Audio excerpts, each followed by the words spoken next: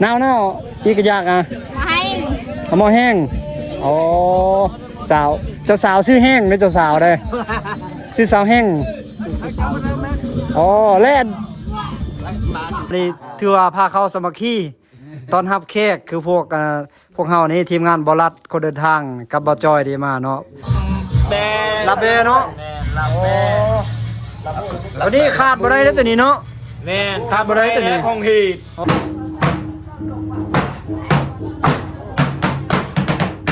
ผู้ได้กองร้อนผู้นี้นี่นะ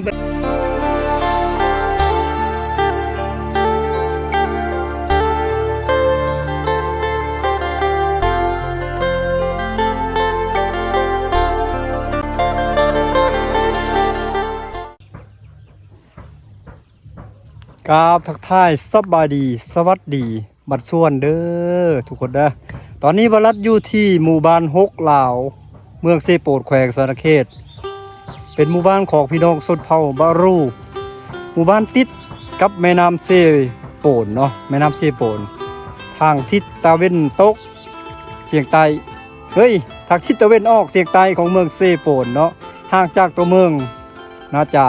65กิโลเมตร70นี่แหละไกลเติบได้ทุกคนเลยเกือบสิฮอด100 โลแล้วมาเลยนะเฮาเรียบตามแคแม่น้ำขึ้นมาเนาะมาทางชายแดนเวียดไปแล้วอยู่ฝากเมืองนี้คือประเทศลาวและอยู่ฝากเมืองนั้นคือประเทศเวียดนามเนาะอยู่ฝากน้ำเซโปนเนาะทุกคนเนาะผู้คนอยู่ใน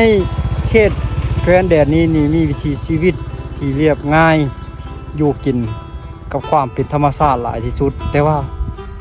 รายได้ของเขาที่ค่อนข้างสูงได้พี่น้องเลยเพราะว่าเขาเจ้าในขายมันต้นมันสับปะหลังขายกล้วยน้ำว้าแล้วก็ขายประเภทยางโบ่งกระปุกยางโบ่งก็ได้อยู่ในแถวนี้ได้ทุกคนเลยส่งขายให้เวียดนามส่งขายไปไทยออกไปแล้วด้านซองเมกวังเต้าไปแล้วอุบลราชธานีไปแล้วก็ขายส่งเมื่อจีนกล้วยนี่เพราะลาวนี่เป็นแหล่งผลิตกล้วยหลายที่สุดเนาะโดยเฉพาะคือเขตตัวเมืองเซโปนนี่แผ่นดินในนี้จะเป็นแผ่นดินที่ปลูกกล้วยน้ำว้าแล้วก็ปลูกมันต้นมันสำปะหลังบ่น้อยนาประเทศใดคือกันคนปีหนึ่งนี่เดือนหนึ่งจะกี่ร้อยต้นกี่ร้อยตันและส่งออกนะทุกคนเลยวิดีโอนี้บลักก็ได้พาทุกคนมาเลาะเบิ่งวิถีชีวิตเนาะนี่รายได้ของเขานี่หลายได้สังเกตเบิ่งเฮือนหลังบักใหญ่ๆเนาะทุกคนเนาะเลาะไปนี่คือคลิปผ่านมาเนี่ยโอ้ยเฮือนหลังบักใหญ่ๆสำหอปราสาทก็มีเนาะบางหลังนะแต่ว่าบลัดบ่ได้ถ่ายเพราะว่าจะติดลิขสิทธิ์ เอาทุกคนขออนุญาตด้วยบ้านหลังนี้ตัวสมควรบ้านไม้เนาะบ้านนี้เขาซื้อมาแต่พูดทางเซโปนทางทิศตะวันตกของเมืองเซโปนแหละซื้อมาทุกคนคิว1 เม็ดก้อน1ประมาณ 4-5 ล้านกีบนี่แหละก็สมควรก็แพงสมควรเลยอยู่ประเทศลาวนี่เม็ดก้อน1สำนั้นเนาะแต่ถ้าอยู่ต่างประเทศก็น่าจะแพงกว่าหันเนาะพี่น้องท่านใดฮู้ก็ซอยคอมเมนต์อยู่กล้องใต้คลิปอยู่เด้อพี่น้องเด้อโอ้ด่ะพี่น้องเอ้ยเส้นทางเฮาจะเดินทางไปข้างหน้าพุ่นแหละอยู่วังหันมีงานอีแล้วจะเขาเฮ็ดงานอย่างเนาะมูว่างานดองงานอย่างเห็นคนหลายๆแล้วแน่แต่พี่เห็นโอ้ยเป็นหมู่บ้านตั้งอยู่ตามตีนผู้ตีนผาเนาะเขาจะปลูกต้นกล้วยต้นอ้อยต้นไม้อ้อมเฮือนเขาอันเป็นแปดนั่นส่วนมาต้นเท่าไหร่ทางหลังนะเขาไถแล้วกำลังเสียบปักไว้เนาะจนนั้นก็ออกเขียวกุ๊บเลยช่วงหน้าฝนถ้ามีโอกาสเราจะมาอีกรอบหนึ่งเนาะอาชีพหลักๆของคนแถวนี้ก็คือว่าไปแหละชาวสวนแล้วก็อาชีพค้าขายเขาค้าขายเก่งเลยคนเขตนี้เลยเพราะว่าไกลกับเวียดนามฝากครูพังนั้นเวียดนามเลยฮันคนเลยสุดยอดเนาะโรงเรียนมีตั้งแต่ประถมฮอดมัธยมขอบเขตนี่เนาะชุกสลาไปเข้าอยู่จุดสุ่มกระตูบไปแหละไปนี่ประมาณ10 กิโลเมตร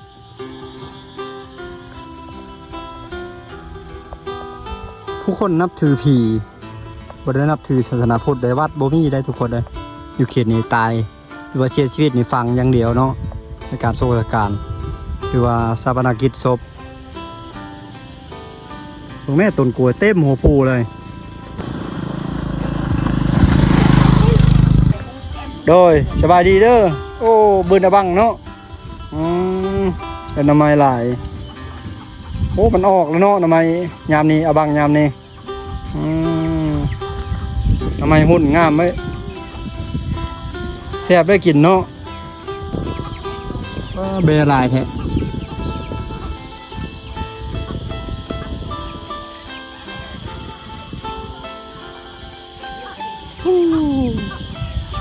ต้นไม้ให้ต้นไม้ประดับของเขาเจ้าได้เขาได้นิยมปลูกขนาดอยู่แถวนี้นะแบบสไตล์เวียดนามนะเวียดก็มากขนาดเลยต้นไม้ประดับ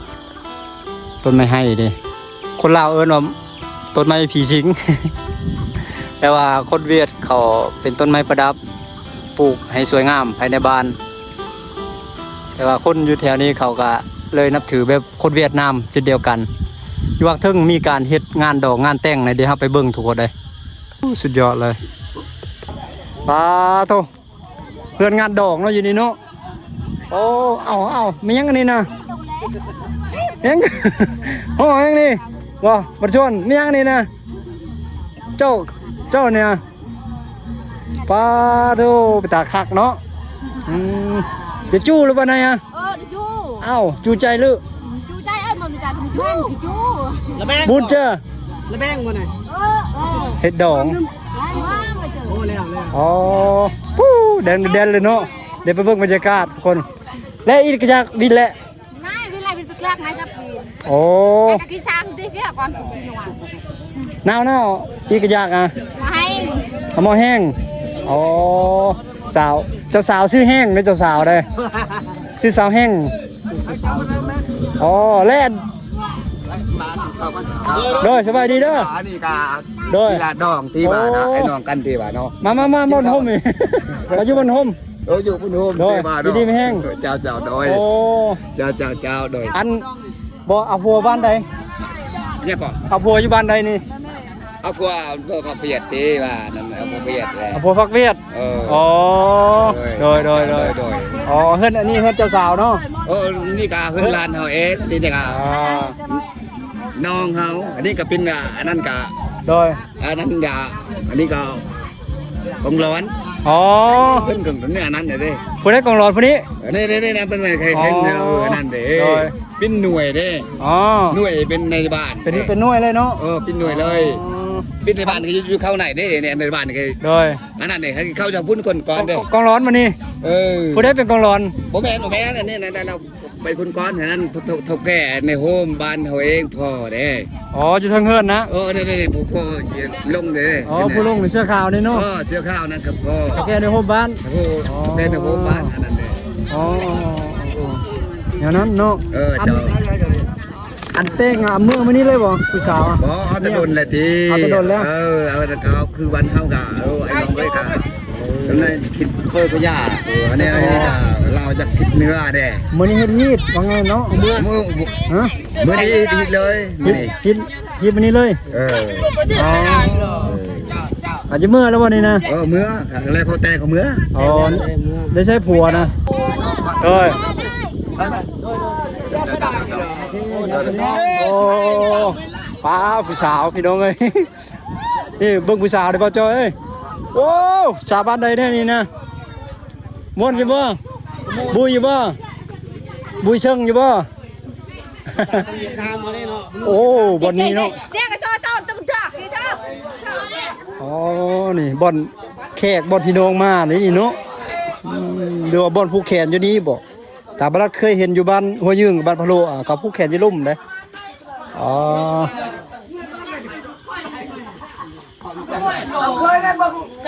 เอาเลย มีแต่ FC บ่จ้อยเนาะมาทางนี้เนาะ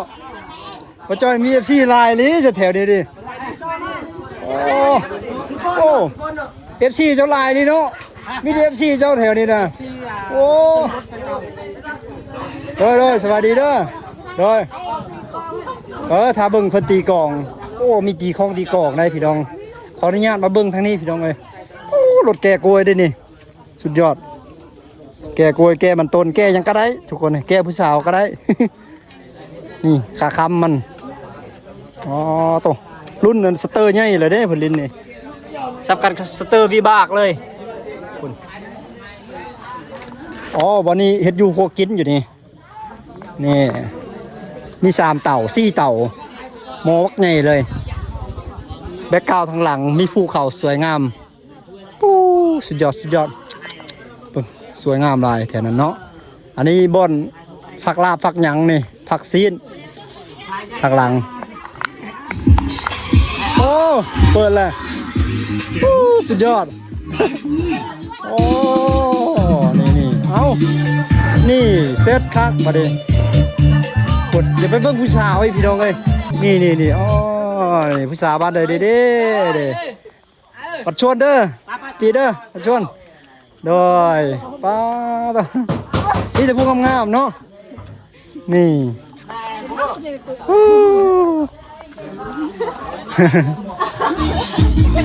นี่ทุกคนเลยนี่คือพาเข้าสามัคคีกับบ่แม่นหรือว่าพาเข้าฮีดพาเข้าคอกเนาะอันนี้พาเข้าเท่าแก่ในโฮมบ้านสาวนุ่มบ้านถือว่ากินนำกันได้แม่นบ่อันนี้จะมีเหล้า1แก้วเนาะแล้วก็มีอาหารคือหมูแล้วก็แบะไก่เนาะอ๋ออีกตามอาหารหาได้เนาะอ๋อโดยมีเหล้ามีเบียร์สามัคคีที่กองประเพณีโดยเดี๋ยวขออนุญาตขึ้นเบิ้งทางเฮือนเด้อบ่งเขาตีกล่องนะโดยเอาเสื้อตามสบายม่วนเด้อนี่เด้อโดยสบายดีเด้อบัดชวนเด้อบัดสุขคนโดยโอ้โอ้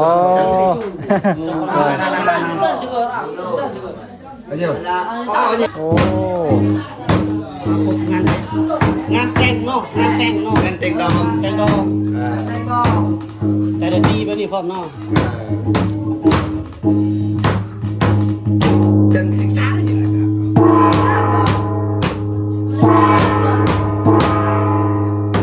โอ้ครับ ไม่ได้เห็นแต่ละ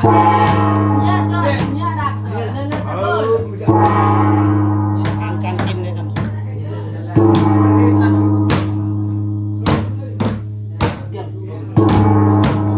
มีเราให้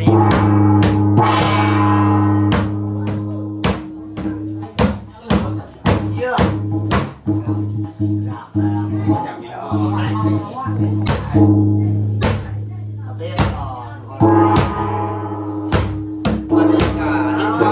บ้านก็เห็นเรื่องเท่านี้นะครับที่มุดเราเห็นนะ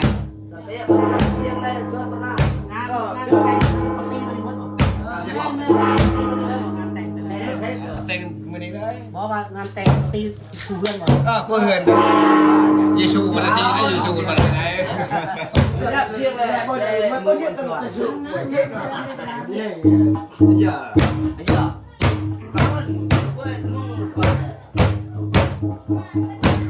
ูวันไหนไม่เข้าอันนี้เขาเข้าไอ้ดิเขา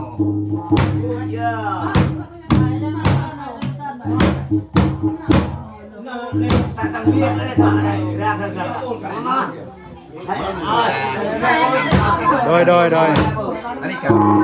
ฮิตนี่นะครับว่าได้เขาป่าย่างกันนะครับเขาจับแล้วนี่ จำแล้วเนาะ เขาจับแล้ว อ๋อ คายัง บ่อขาแดงเป็นตั้งหามู อ๋อ ไก่ หมูไก่แบะ เออ อ๋อโดย เอา เอา ไก่หนึ่งก้อน โดย เ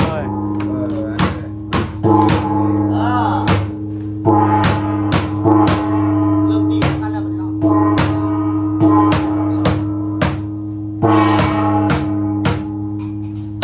จำนำอันนี้หลังก่อนใส่ก่อนกินมาจะเป็นเมย์อะไรบ้าง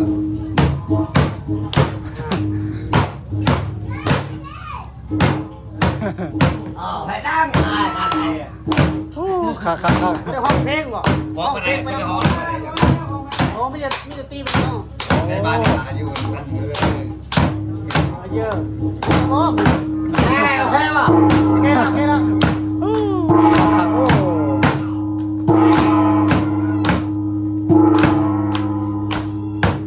จะเป็นงานแต่งชนบทต้องสวย น้ำเป็นในสมบูรณ์ของเมืองเซโปน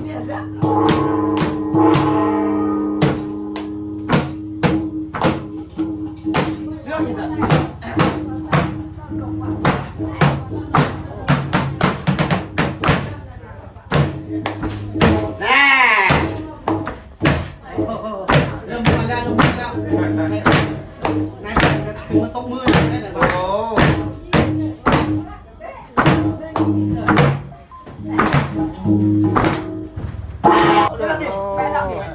ทำไมยังไม่ยอมเราเลยน้ำดื่มน้ำดื่มน้ำกินเนาะโอ้น้ำฮ้อนเนาะโอ้ต้มใส่ยังนี่เป็นสีดิ น้ำซาโอ้น้ำซ่าเนาะโดยอ๋อโอ้โดยขอบใจอยู่ดีมีแห้ง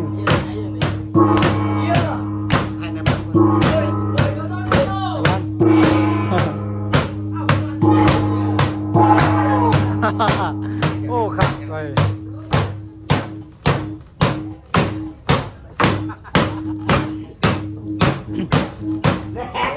นี่ตัวนี้คือเราให้ได้ตัวนี้เลยทุกคนเลยโดยเราให้เราให้เนาะโดย เป็นเหล้าขาวที่ซื้อ อ๋อตัวนี้เราขาวตัวนี้ แล้วก็ไก่แบะ อ๋อโดย เป็นของที่ของประชาชนของเรานะ อ๋อแบะมีหมูมีเราขาว ไว้ในของที่ของที่มีได้เป็นจริงที่ ที่เนาะ แมน อันนี้มีหวายจับได้ไหมจับได้ป่ะ ได้จับไปนี่เขาข้าวล้ามตัวนี้นี่ หวาย ข้าวล้ามตัวนี้ หวายตัวนี้ ข้าวล้ามหวานข้าวล้าม ทั้งข้าวหลามมีบางข้าวหลามน้ำเนาะ น้ำซามีพุทธสมองที่ของปอสมบทของเรามีบ้างนะ บางข้าวหลาม ข้าวล้าม ตัวนี้ถือว่าพาฮีดเนาะพาฮีดมีกล้วยมีตัวนี้ข้าวคั่วป่ะข้าวคั่ว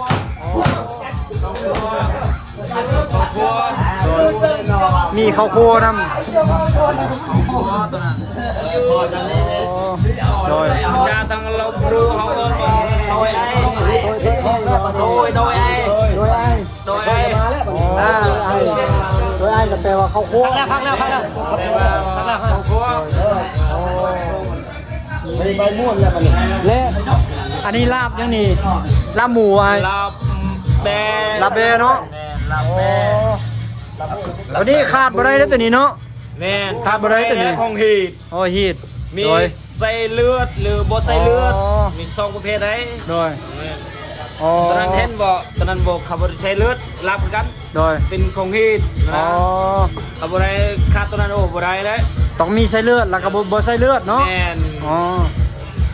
นั่นไก่ พาฮีดมาเลยเนาะ เอาของฮีดแล้ว ถือว่าเท่าแก่ลุงตากินได้ป่ะนี่ ได้ เท่าแก่ลุงตาเนาะ แล้ว แล้วจำฮีดแล้ว แล้วจำผิด แล้วฮีดแล้วเท่าแก่ลุงตากินเนาะ กิน อืม มีหยังก็ต้องได้จำก่อน โดย ถ้าบ่ได้จำกินครับ อ๋อ ยังทันจำก็กินบ่ได้นี่ก็จำแล้วก็ต้องลิ้นได้ โดยโอ้ตัวนี้ข้าวะนี่ ค่ะ ข้านี่เนาะ ค่ะ ตัวนี้ข้าว ข้าวต้มเอาใช้แล้วข้าวต้ม ใช่น้องเอานี่เอา มีข้าวต้ม พอ น้ำ กำลังไม่ตีบาโดนนะ นี่ยังลายได้ เอา มีกล้วย น้ำก่อน โดย เป็นคน นี่ คู่นี่คู่ ลาวเอิญเป็นยังนี่ ทั้งอีคู่ ทางอีกูชาวเอิญมาสกิล สเกียวเนาะ สกิล อ๋อ นี่ว่าป้องของฮีทของเฮา มักปี บักปี อันอะปองมอ ป้องนี่ ป้อง ข้าวต้มว่าแป้ง โอ้ ยังเอิญว่าแป้ง โดย ข้าวต้มนี่ข้าวต้มแป้งนี่ข้าวต้มนี่ โดย ฮีทของเฮาต้องบ่ได้ต้องเอาบ่คันตัวนี้เลย อ๋อ คันบ่ได้ตัวนี้โอ้บ่แล้วฮีท ข้าวต้มเนาะ ข้าวต้ม คาดบ่ได้ตัวนี้เนาะตัวนี้เด้ใบผู้นี่เนาะ ใบพูกสร้างเอิญละว่า ละวะบ่ ละบะ ละบะอ๋อ ละบะขาดนี่บ่ได้ โดย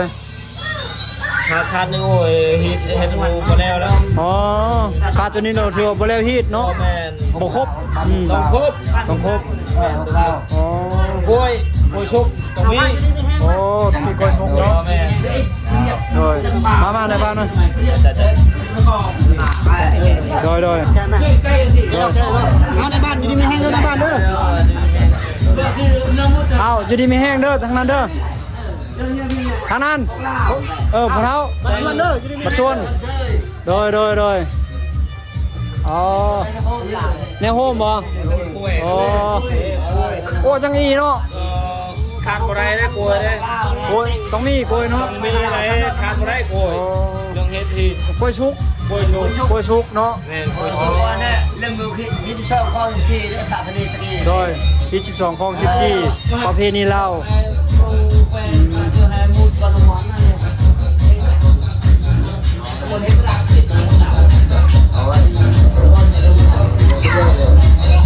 ที่12ของ14ประเพณีลาวประจำสุดเฮามาเนาะเราเนาะพ่อก็มีลูกสาวบ่ สาวสอง ลูกสาวโซเอาผัวมาเลย ยัง ยังโสด ก็ไม่รู้อ่ะนี่ เรียบบอก ซุปเปอร์ฮอต นายมั้งอยู่ดีมีเอง ได้ยังนี่ โอ้ยคำไม่พูดเด้อได้เคยไหม ชมตี ได้เคยไหมให้คำไม่พูดโดยคำพูดคำสองคำสองฝ่าย พี่น้องอาเองน้องถ่ายนอกครับเป็นพนักงานการกินข้าวเป็นทั้งคนเอ็ดเดี๋ยวอาจจะมีมื้อนี้ โดย ข้าวก่อน โดย กินข้าวก่อน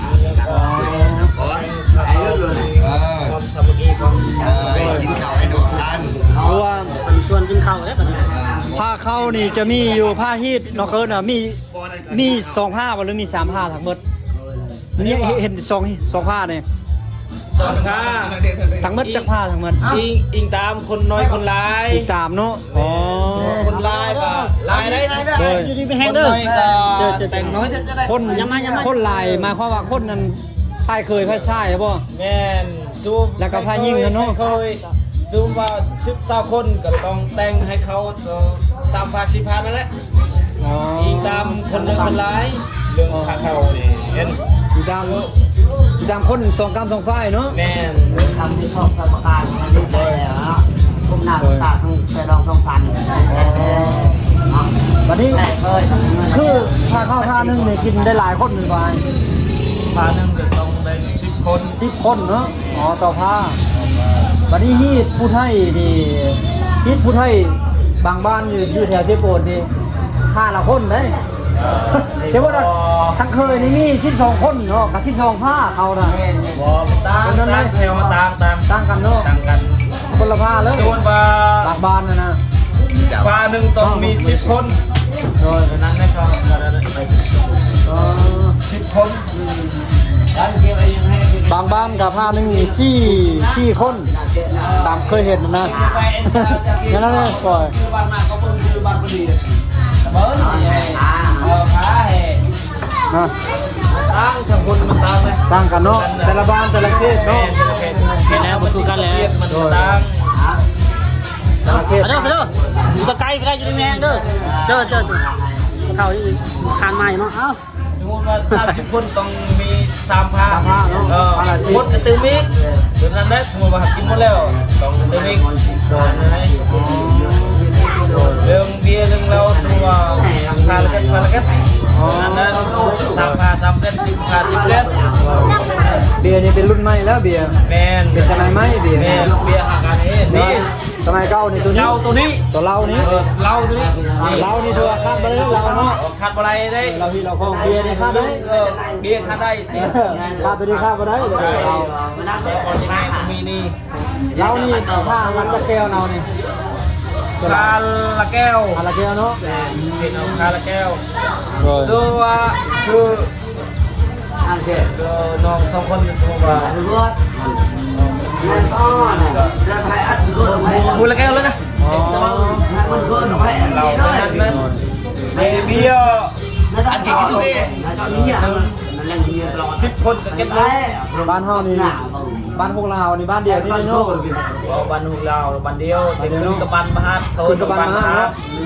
เ โดย บ้านมหา บ้านนี่ละบ้านมาห้ามเนาะ บ้านเพิ่นบ้านมหา โดย บ่ได้ขึ้นแล้วบ้านหกเหล่า บ่ขึ้นบ่ บ่ได้ขึ้นแล้วบ้านห้าเพิ่นบ้านห้า มาฮะ อ๋อ ห้าบ้านห้าหนู แต่ว่าเป็นคุ้มเนาะนี่เนาะ คุมซื่อ คุ้มพวกลาวครับ คุมหมู่ลาว อ๋อคุ้มพวกลาวโดยแต่เก้าเลยแม่นบ้านพวกลาวแต่ บ้า เก้าน ห เนาะ กลาวตัวนี้ขึ้นบ้านห้า บ้านนี้ล่ะเป็นเขาเรียกว่าโครงการบ้านน้อยขึ้นบ้านใหญ่เนาะ แม่ แต่กี้อะไรเป็นบ้านพวกลาวพี่น้อยบ้านนี้ล่ะเป็นคุ้มซื้อๆบ่เนี่ยคุ้มพวกลาวแต่ขึ้นกับบ้านใหญ่บ้านมหาดเด้อในบ้าน ขอมกขอบใจหลายๆ เอาแต่ความรู้แล้วมาดีม่วน สบายดีเนาะ โดย สบายดี โดยสบายดีอยู่ดีมีแห้งเด้อ โดย จะได้เดินทางต่อแล้ววันนี้ได้อยู่ดีมีแห้งขอมกขอบใจ วันนี้ โดย ได้กินข้าวสมุกี้ก่อนไปใส่กันแล้วแต่เห็นเด้อกินข้าวก่อนว่ากระเทิงมาก็กินข้าวก่อน โดยเขาสมาธิเนาะ กินข้าวสมุกี้ก่อน โดยได้ขอมกขอบใจหลาย สมุกี้ก็ ๆโดย กินยุ่งเนาะนี่เลยบ่ ทางในบ้าน ยุ่งกัน นายบ้านเพิ่นชวนกินข้าวสมาธิข้าวสมาธิก่อนพี่น้อง สามัคคีไอ้น้องกัน ข้าวสมาธิ มาเด้อเราจะรอแล้วอยู่เนี่ย อันนี้ช่อง YouTube บ่าวรัด บาลัดเองเลย เฮ้ยเห็นอยู่เนาะ เห็นอยู่ โอ้พักติดตามเลยเด้อ ฉันเคย เห็นเบิ่งแล้วกันแต่คือน้อง ฉัน เลย ทำกันนะ มาเมื่อกี้ยังไม่เจอเห็นบาลัดเลยถ้าเกิดสมมติว่ามันหลายเลยคลิปโน้คนเห็นยังจืดนั่นงานจะไว้แม่สบาย เจอกัน เห็นเงิน นี่แหละทุกคนเลยถือว่าพาเขาผู้ที่ขึ้นนั่งอยู่เทิงเฮือนถือว่าเขาแก่นาโฮมเนาะบุคคลสำคัญของบ้านเห็นบ่ของเราเนาะคนสำคัญของบ้านอยู่เทิงนี้แมันว่า ล้านเอาหัวล้านเลย พ่อ ถึงล้านตัวนี้ ส่วนแขกทั่วไปเราจะอยู่กินอยู่รุ่มพุ่นแมันบ่ เชื่อสมัย ว่าอยู่เทิงนี้เขาแก่ลุงตาเนาะ พอจริงเขา เขาแก่ลุงตาละกา ใน พี่ บ้าน น้อง หก สอง ลาว ข้างสองพาย คุมบ้านคุมหกลาวสมัย สองคนที่ประชุมกัน เลยประชุมกันอยู่เทิง ได้เลยนี่ แขกทั่วไปแขกครับเชิญเราอยู่รุ่มเนาะ ลุงได้ อันนี้อยู่รุ่มก็ได้ ตำบลไก่ธรรมดา เสียดายมากๆกว่าท่านตอนผู้แขนนะ จำท่านในหอดที่ไหนมือนามันไหนก็เป็นยังจะทุบกันนี้มือนามันไหน โดยโดย นี่คนบักสลอนี่ บักสลอมาโอ้โดยโดย บักสลอนี่มัน ปลาเลย มาไก่นู่น ปลาเบิ้ลนุ่ม ไอ้น้อง ไอ้น้อง ฟังสลอ คูนอยู่นี่คำว่าคูนเมื่อไหร่คูน โอ้ย ได้บางคูนเลยบางสลอบ บักสลอมันตั้ง ใส่ด้านเต้ ในด่านบักสลอทั้งขึ้นทั้งบนไม่วิกเขาขึ้นทั้งไม่วิกเนาะ บ้านบังสโล บ้านบังสลอบนนั้นมันขู่ บังสโลบังสโลบังแกง แม่โอเค อันนี้ก็มีเนาะ บังแกง บอนี่ก็ขึ้น บังแกงข้ามเต้ในบ้าน อ๋อคาราบันแกงข้ามมันบ่ ชื่อนายเขาเลยโดนพี่แล้วนี่น่าต้องแกง เจ้ารู้จักคำอาจารย์ เอาใจแหละไอ้น้องเขาเองแหละคุณจะบังสโลมั้ย ทะเลาะกันเป็นดองเขา คิดว่าบางสลอกับทางอะไรจุดชุมลันโฮสะดอกน้องมันมีหลายบาง สู้ สู้ กั กัน น น้องเขาเองอาไตมันอยู่ไปกลางมันมีอย่างนี้เอ้นะเขาอยู่บ้านเราเองจะบังสโลบ้านเราเองโอ้นั่นเนาะไม่เลย อันนี้คือฮูเจ้าสาวเจ้าบ่าวเด้ แจกโซลาเซลล์ให้ได้บันสตางค์เลยบันสตางค์บ้านยาเปาะ ตามมาปอ เพลงเลย อ้าวนี่ เพลงก่อน ถือว่าเพิ่นหาเข้ามาเนาะอันนี้ถือว่าพาเข้าสามัคคีตอนรับแขกคือพวกเฮานี่ทีมงานบรัดคนเดินทางกับบ่จอยได้มาเนาะทางเฒ่าแก่ในโฮมบ้านทางหน้าบ้านเพิ่นก็ได้นั่นมี FC แล้วติดตามลืมชื่อ จ้อยเลยป่ะ โอ้ ลืมเลย หาพาเข้ามานี่เพิ่นจัดมาผ้าพิเศษได้นี่ได้ เบาลี่เคยเห็นอยู่ บ่ฮู้จักแต่บรัดเนาะ บอลัดก็ฮู้จักบอลัดชื่อ บรัดก็บ่จักเลยแมันบ่รัดเนาะฮู้แต่บ่จ้อยอ่ะ บ่ในบ้านตัวนี้ถือว่าหมูเนาะเมนูหมู ไก่นี่ ไก่ แม่ อ๋อ แม่ตัวนี้ โดยตัวนี้ยังนี่ โอ้ โอ้แบคือกันเนาะอืมตัวนี้รับแบตี้นี่ ละแม่ โอ้นี่ ไก่ ป้าอาหารชุดพิเศษแล้วนี่ถือว่าพวกเขาก็เป็นแค่คนสำคัญผู้หนึงคือกันแล้วดิ ในนามนักท่องเที่ยวเนาะผู้มาเยือนมาเยี่ยมมายาม เอิ้นว่าคงคิดของเฮาแต่ข้าวต้มอยู่บ้านข้าวลามเนี่ยกล้วย และเขาเราให้คนเนาะเป็นว่าตอนนั้นแรกคนจริงก็ที่กันเลยของที่ก็ เอาทุกคนเดินมากินข้าวนำกันเด้อไปเด้อคือคนต้อนรับด้วยตัวนี้ กินข้าวกินข้าวกินข้าว เอาไปมาหาแว่ทุกคนดีๆไม่แห้ง เขาเอิ้นมาจ้าทางเราเอิ้นจ้าเลย กินน้ำกันบัดนี้ ได้ชาเนาะเราชาเขาสบายเนาะ มีสบายอะไรแค่เนี้ย เดี๋ยวขออนุญาต สบาย ปิด จ้า แต่มันเหนื่อยมันเหนื่อยมัน ตัวนี้มันยังว่าเมื่อกี้นะในบ้านอันนี้นะว่ายังก็ เอาไว้ ฮีทเนี่ยก็อันนี้นะ เกลือเยอะ พวกมันไล่มันเกลือใส่อยู่นั่น เกลืออยู่ในเนาะ แม่ หอเกลือป้าป้า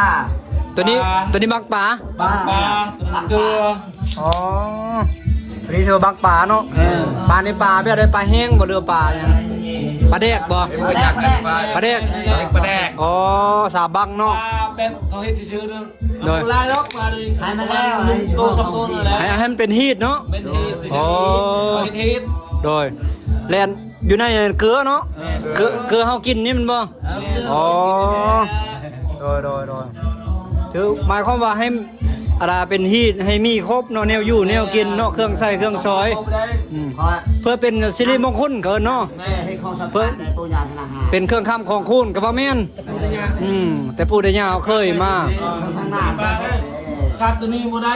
ขาดบ่ได้เนาะ เห็นบ่แล้ว โอ้ คำบอกอะไรแต่ว่าที่ของความสีหายมันแล้ว โดย กินข้าวกินข้าว แล้วมียอดกล้วยน้ำหันยอดกล้วยอยู่พุ่นยอดกล้วยมันพออเมริกันอะไร โดย นี่เนี่ยตัวฮีท ตัวสำคัญหลักๆจูนี่เนาะ แม่อยู่นี่หมด อ๋อโดยมากินข้าวนำกันมาดิ การ